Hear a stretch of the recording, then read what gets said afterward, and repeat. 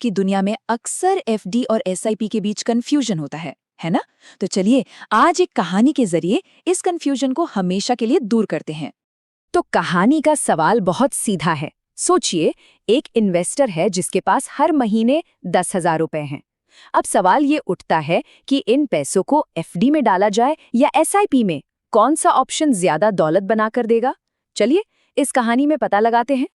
तो कल्पना कीजिए एक निवेशक की जो अगले 20 सालों तक हर महीने लगातार 10,000 रुपए इन्वेस्ट करने वाला है। ये उसकी दौलत बनाने की एक लंबी जर्नी है। हमारा निवेशक पहले रास्ते पर निकलता है और वो है फिक्स्ड डिपॉजिट का रास्ता। इसे एक सीधी साधी सुरक्षित सड़क की तरह समझिए। कोई बड़े उतार चढ़ाव नहीं, कोई रिस्क नहीं, बस एक स्थिर गति से आगे बढ़ते जाना। एफडी मतलब फिक्स्ड डिपॉजिट। ये कुछ ऐसा है जैसे पैसों को एक लॉकर में बंद कर दिया और बैंक उस पर एक फिक्स्ड ब्याज देता है। भारत में ये ब्याज दर आमतौर पर 5% से 7% के बीच होती है। तो एफडी इतना पॉपुलर क्यों है? क्योंकि ये सेफ है। पहले से ही पता होता है कि कितना रिटर्न मिलेगा। लेकिन इसकी एक बड़ी कमी भी है, इसमें ग्रोथ बहुत धीमी होती है। ये एक तछुए की तरह है जो धीरे धीरे लेकिन लगातार चलता रहता है। लेकिन क्या हो अगर हमारा निवेशक थोड़ा और रोमांच चाहता हो? क्या हो अगर वो ज्यादा रिटर्न कमाना चाहता हो? तो उसके लिए है एक दूसरा रास्ता, एसआईपी का रास्ता। सिप, इसका मतलब है सिस्टमैटिक इन्वेस्टमेंट प्लान।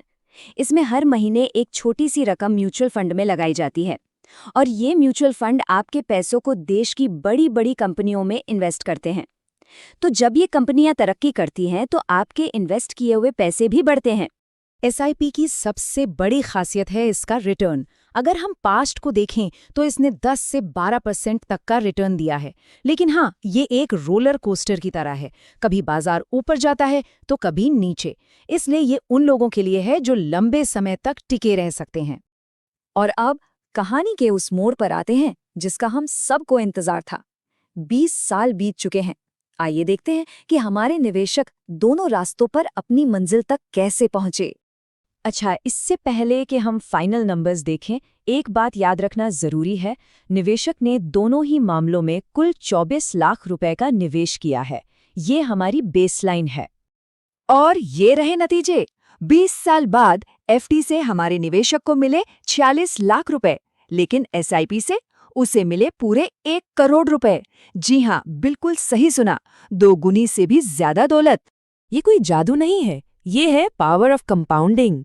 इसका मतलब है कि कमाए हुए ब्याज पर भी ब्याज मिलने लगता है और समय के साथ ये एक छोटे से स्नोबॉल की तरह बढ़कर एक विशाल स्नोबॉल बन जाता है। तो क्या इसका मतलब ये हुआ कि एसआईपी अच्छा है और एफडी बुरा? बिल्कुल नहीं। असली स्मार्ट निवेशक तो वो है जो दोनों का इस्तेमाल करना जानता हो।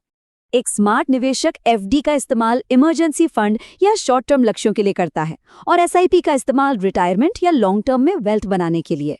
तो इस पूरी कहानी का सार बस इतना है, ये वर्सेस की लड़ाई नहीं है, बल्कि बैलेंस बनाने की स्ट्रैटेजी है। सेफ्टी और ग्रोथ दोनों को अपने फाइनेंशियल सफर का हिस्सा बनाना। तो अब जब ये पता है कि एसआईपी में इन्वेस्ट करना है, तो अगला सवाल ये है, कौन से एसआईपी में? और ये सवाल हम अगली बार के लिए छोड़ देते हैं।